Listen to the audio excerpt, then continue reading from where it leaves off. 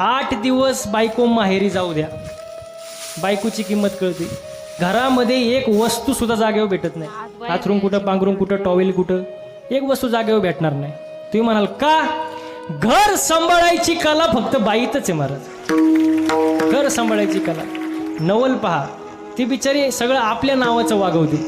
जोडवी तिच्या पायात आपल्या नावाचं, मंगळसूत्र तिच्या गळ्यात आपल्या नावाचं, कुंकू तिच्या कपाळी आपल्या नावाचं, बांगड्या तिच्या हातात आपल्या नावाचं. बरं, तिने पायात दुसऱ्याच्या पडू द्या, आशीर्वाद आपल्याला.